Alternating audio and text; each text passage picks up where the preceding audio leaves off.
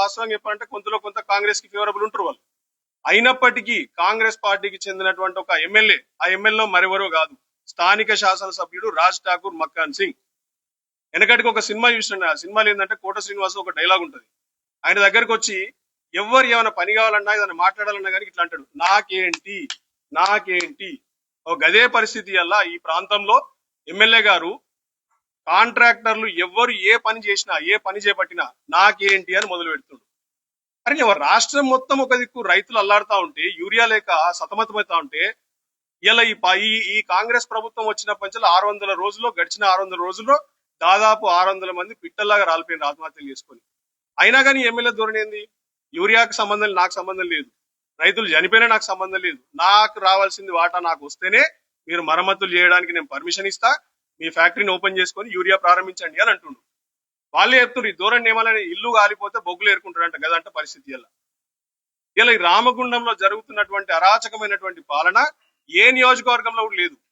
ప్రతి దాంట్లో కుంభకోణమే. ఇసుక, మట్టి, బూడిద, ప్రతి విషయంలో ఒక కుంభకోణం జరుగుతా ఉంది. అడ్డు చెప్పిన వాళ్ళని అడ్డదిడ్డంగా కేసులు పెట్టుడు, భయభ్రాంతులకు గురి చేసేటువంటి అరాచకమైనటువంటి పాలన నడుస్తా ఉంది. ఇలా ఇదే రామగుండం ఎన్నికల ముందు 2023 ఎన్నికల ముందు ఇచ్చినటువంటి వాగ్దానాల్లో ప్రధాన వాగ్దానం ఏంది? ఆ రోజు రామగుండం ఎరువుల ఫ్యాక్టరీలో ఏదో స్కామ్ జరిగి, ఉద్యోగాల విషయంలో స్కామ్ జరిగింది.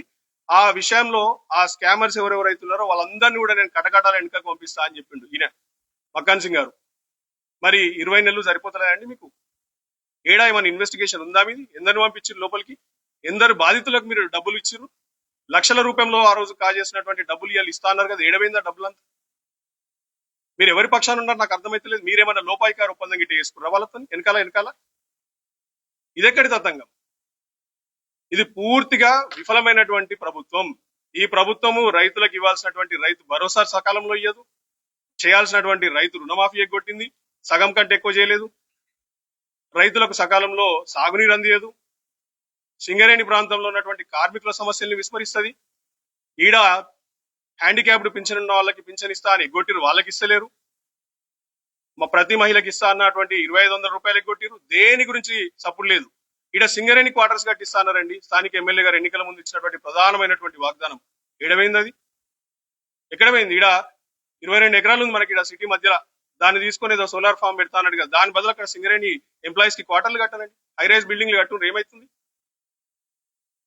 అభివృద్ధి అంటే కేవలం ఇండ్లను కూలగొట్టుడు, దుకాన్లు కూలగొట్టుడు, రోడ్లు వెడల్పు చేయడమే కాదు. కూలగొట్టుడు ఎవరికైనా ఈజీయే, ఇల్లు కట్టి చూపించాలి. ఒక ఇల్లుని 30 ఏళ్ళ నుంచి ఒకరు నిర్మించుకొని వాళ్ళ కుటుంబము, వాళ్ళ మనవళ్ళు, వాళ్ళ పిల్లలు పెళ్లి చేసి వాళ్ళ మనవళ్ళు తరతరాలుగా అక్కడ నివసించినటువంటి కుటుంబాలు బతికి పెరిగి పెద్దగా అయితే ఆయనకి ఎమోషన్ తెలుస్తుంది. మరి ఆయన ఇల్లు కట్టిండా లేదా మాకు తెలియదు, కానీ ఇక్కడ ఉన్నటువంటి ప్రజల ఇల్లు కూలుస్తా ఉంటే మాత్రం వాళ్ళ ఆర్తనాదాలు వినడానికి చాలా బాధాకరంగా ఉంది.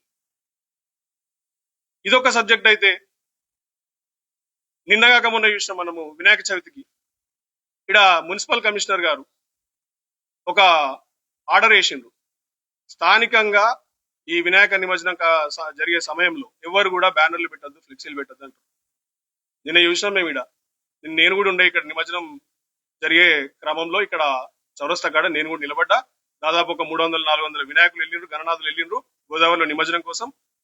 చుట్టూ చూస్తే దాదాపు ఒక 20-25 ఫ్లెక్సీలు ఉన్నాయండి. మరి మున్సిపల్ కమిషనర్ గారు ఇచ్చినటువంటి ఆర్డర్ కేవలం ప్రతిపక్ష నాయకులకేనా? అధికార పక్ష నాయకుడికి లేదా బాధ్యత? స్థానికంగా ఐఏఎస్ ఆఫీసర్ గారు, మున్సిపల్ కమిషనర్ గారు ఒక మాట చెప్తే పాటించాల్సినటువంటి బాధ్యత స్థానిక ఎమ్మెల్యే గారి పట్ల లేదా? ఇంగ్లీష్ లో, తెలుగులో కూడా ఇంగ్లీష్ లో కూడా ఒక సామెత ఉంటుంది, పర్ఫార్మెన్స్ వీక్ గా ఉన్నప్పుడే పబ్లిసిటీ పీక్ లో ఉంటదంట. పర్ఫార్మెన్స్ అనేది వీక్ గా ఉంది, అందరికంటే చెత్తగా. ఈ నియోజకవర్గంలో ఉన్నంత చెత్తగా ఏ నియోజకవర్గంలో లేదు. రోడ్ల దుస్థితి చూడండి, కాల్వల దుస్థితి చూడండి, ప్రతి విషయంలో కూడా ఈ నియోజకవర్గంలో స్థానిక ప్రభుత్వం విఫలమైంది. విఫలమైనప్పుడు ఏం చేయాలి? పబ్లిసిటీ పీక్స్ లో తీసుకెళ్లాలి. కొన్ని నియోజకవర్గం ఎంట్రన్స్ కాడ నుంచి మొదలు పెడితే ఎండింగ్ వరకు దాదాపు 100కు పైగా ఫ్లెక్సీలు. అంటే మీరు పరిపాలన చేద్దామని చెప్పేసి రాజకీయంలోకి వచ్చిరా, ఎమ్మెల్యే అయినరా, లేకపోతే పబ్లిసిటీ చేసుకోవడానికి వచ్చిరా? దీన్ని అడిగితే కేసులే. మళ్ళా మేము ఒక్క రోజుకి ఇట్లా ఫ్లెక్సీ పెడితే తెల్లారే వచ్చి మున్సిపల్ వాళ్ళు చింపిపోతారు. స్థానికంగా ఎమ్మెల్యే గారికి కనిపిస్తలేవండి మీకు? ఈ ధోరణి మార్చుకోవాలి.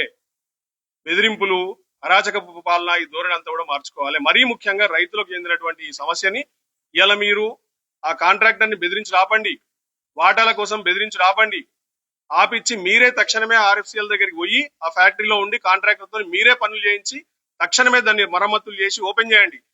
అట్లయితేనే రైతులకు సకాలంలో రైతులకు యూరియా అందుతుంది. ఇలా రాష్ట్రం మొత్తం మీద కూడా యూరియా అందక బ్లాక్ లో దాదాపు 100-120 రూపాయల బస్తాకి ఎక్కువ అమ్ముడు పోతుంది. 288 రూపాయలకి ఇవ్వాల్సినటువంటి యూరియాని ఇలా బ్లాక్ లో కాంగ్రెస్ నాయకులకు చెందినటువంటి దుకాణదారులు వీళ్ళు వ్యాపారస్తులు 400 రూపాయలకు అమ్ముకుంటారు. అంటే రైతులని నిలువున దోపిడీ చేసే విధానం ఇది.